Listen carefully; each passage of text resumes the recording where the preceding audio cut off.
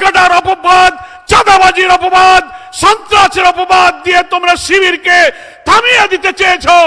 তোমরা হত্যা, সন্ত্রাস, খুন, গুম, রিমান্ড, ক্রসফায়ার, আয়নাগরের চেষ্টা করে রক্তাক্ত পথ মারিয়ে তোমাদের উপেক্ষা করে শিবির আজকে শরীয়তদি উদ্যানে প্রমাণ করেছে তোমাদের কোন বাধা শিবিরকে আটকে রাখতে পারে নাই। আমরা বিস্মিত হই যখন শিবিরকে রক কাটা বলে বদনাম করা হয়, অপবাদ দেওয়া হয়।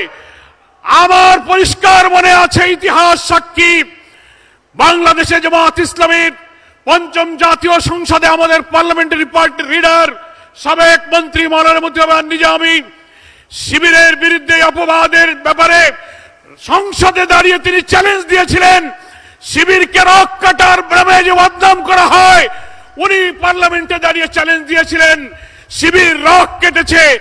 একটা প্রমাণ যদি কেউ দেখাতে পারে, অনেক হত্যাকাণ্ডের পোস্টমর্টেম রিপোর্ট আছে, এখন আজও পর্যন্ত কোনো প্রমাণ দিতে পারেনি। উনি বলেছিলেন যদি কেউ প্রমাণ দিতে পারে যে শিবির রক কেটেছে, যে কোনো পোস্টমর্টেম রিপোর্ট, কোন সংঘর্ষ কখন হয়েছে আপনারা নিয়ে আসুন। প্রমাণ দিতে পারবেন না, প্রমাণ দিতে পারলে আমি রাজনীতি ছেড়ে দেব। যারা শিবিরকে, জামাতকে চাঁদাবাজ, ব্যাংক লুট আর রক কাটার অপবাদ দেন, তাদের কাছে বলবো আয়নার সামনে দাঁড়িয়ে নিজের চেহারাটা আপনারা একটু দেখুন। এই অপবাদের সাথে জামাত শিবিরের কোনো সম্পর্ক নেই। আমাদের ইসলামী আন্দোলনের অনুপ্রেরণার উৎস শহীদ আব্দুল মালেককে এই রেসকোর্স ময়দানের তদানীন্তন ধর্মনিরপেক্ষবাদী সমাজতন্ত্রীরা লোহার রড দিয়ে পিটিয়ে পিটিয়ে এখানে তারা আহত করেছিল। আমরা ভুলিনি ওই আওয়ামী লীগের রাজ্জাক, তোফায়েল, ইনু, মেননের আশাই হত্যাকাণ্ডে জড়িত ছিল। আজকে মালেক ভাইয়ের রক্তের স্মৃতি জড়িত ঐতিহাসিক সোহরাওয়ার্দী উদ্যানে আমরা মিলিত হয়ে সেই শাহাদাতের স্মৃতি আজকে স্মরণ করছি।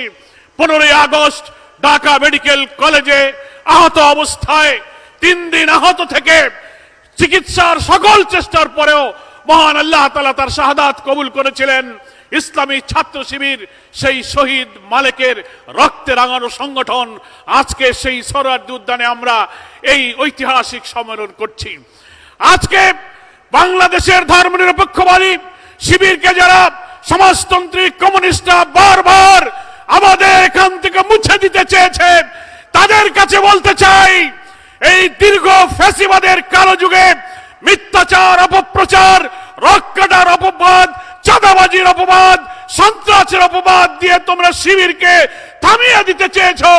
তোমরা হত্যা, সন্ত্রাস, খুন, গুম, রিমান্ড, ক্রসফায়ার, আয়নাগরের চেষ্টা করে রক্তাক্ত পথ মারিয়ে তোমাদের উপেক্ষা করে শিবির আজকে শরীয়তদি উদ্যানে প্রমাণ করেছে তোমাদের কোন বাধা শিবিরকে আটকে রাখতে পারে নাই।